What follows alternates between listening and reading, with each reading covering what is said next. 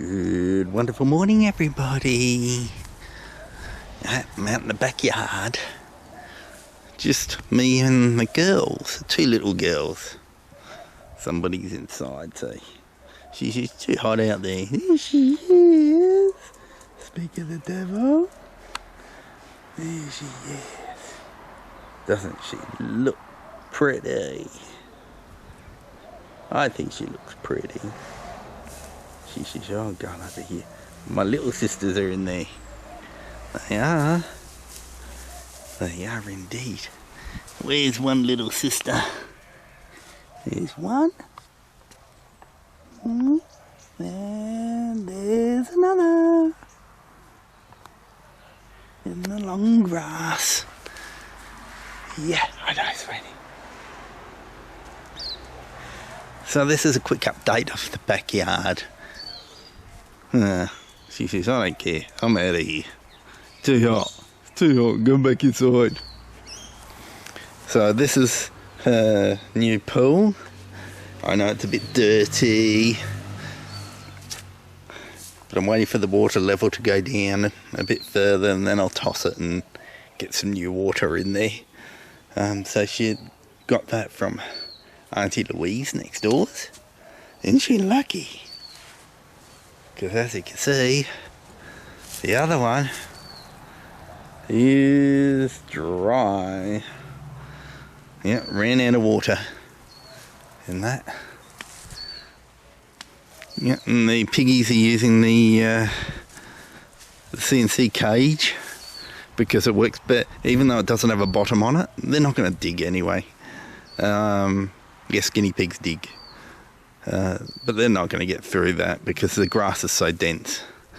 But you can see what happens with the metal cage. It flattens the long grass and they can't eat it. So they don't really do much mowing. Whereas the CNC cage doesn't have a bottom on it. It's a lot better for the longer stuff. So that's where they were yesterday.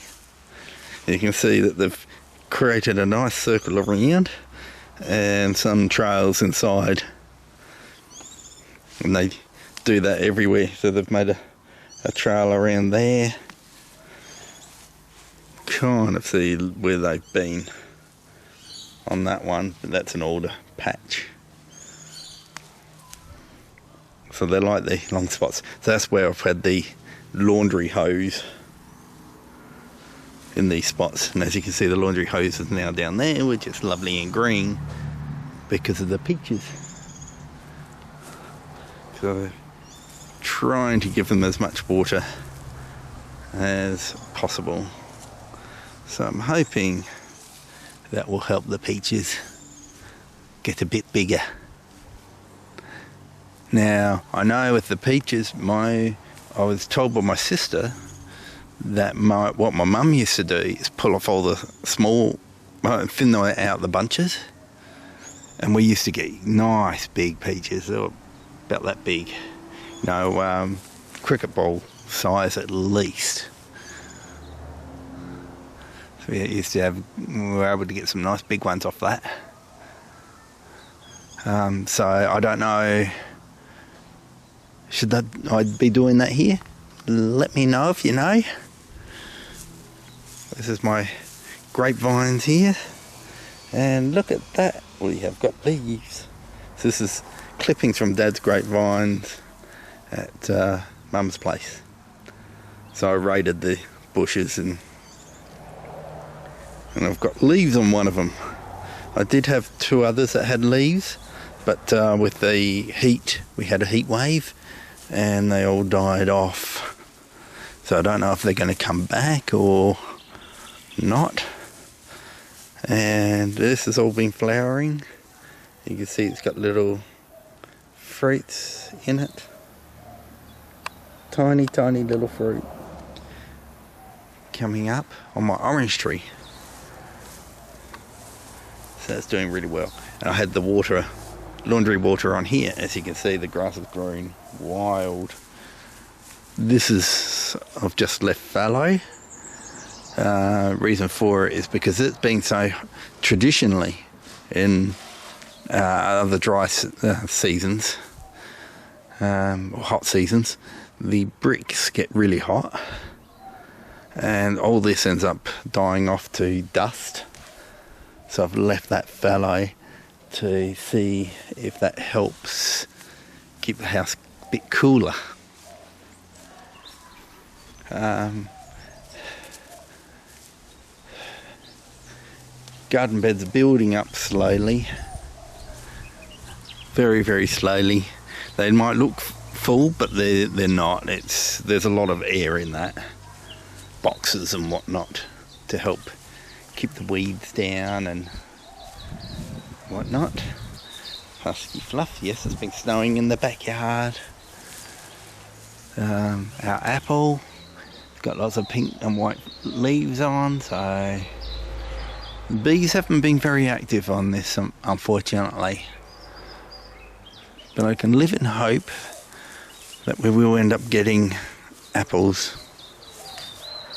So this is a Royal Gala, and I don't know what the other one is. Normally it takes 2 apple trees to get an apple, but because this is it's been, can't remember what you call it when you stick 2 trees together. So this will, no, there's a possible apple right there. So possible. So it's been grafted. You can see that that's where it's been grafted. That's one, and that's another. So that's why the V, because it's a grafted apple, and I only need the 1 tree. So it's self-pollinating now. And my mandarin, but I don't know if anything's going to come of it. It's just so dry, so I might not get any mandarins. This I could see that they had mandarins on it, but it looks like a lot of them are just fallen off now. My yesterday, today and tomorrow, which is actually poisonous to doggies. Luckily my doggies don't munch on this thing. They don't go anywhere near it, really. And what I'm going to do is I'm going to propagate this and pull it out put it in a pot, in pots, and then put it out the front. Apricot is not doing anything. It's just still dormant. Yeah, dormant tree.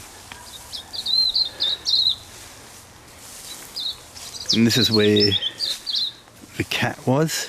It was amongst in here, and a currawong flew over, and the cat moved, and Tikaani went to chase the currawong that flew into the tree. The cat moved, bolted up there. Tikaani after it. Then she trapped it down there and had a sniff of the cat, and the cat bolted that way behind the shed. Tikaani followed it, had a sniff of the cat, and the cat then bolted up here, around this area, and Tikaani was over here, and cat was here somewhere, and I had one hand pushing out to Tikaani to stop her from saying hello and playing with the cat. So she was just sitting, and then the cat just jumped on my arm. So, and I tried to fling it off. I flung the cat off my arm, and he landed around here somewhere, and then ran over to Tikaani, grabbed. She was then standing up, and then grabbed. Tikaani was facing that way at the time, towards the peach, and grabbed her on the rear. So she was startled. She didn't know what to do. She was screaming. So I grabbed the cat off Tikaani, and of course it just went for me again. And I threw the cat again, but I could only throw it like 2 meters away. So then it ran back to me and grabbed me, attacked me again. And I had grabbed one of these timbers and tried to defend myself off from the cat. Eventually the cat ended up in the bushes there, hence why the broken branches, because we were able to chase the cat underneath the fence. We pulled out some bricks and everything from underneath the fence, chased it next doors, and the cat belongs to that unit, and it attacks everyone. So I've gone to the, hello baby, gone to the council and told the council what happened, and they said they can't do anything because it's a cat and cats cannot be declared dangerous. She said if it's a dog they'd come out straight away, but not if it's a cat. I'm thinking that's fair. Oh dear. And what we've also done, we've also relocated from this bedroom. So, because the window is right on next doors, and they are also shift workers. And only having Tikaani, I don't need such a big bedroom. That's the master bedroom. I don't need a big bedroom when it's just the two of us. So, we have relocated to this room, and somebody's been making the bed. Oh dear. Actually, I know she did that this morning.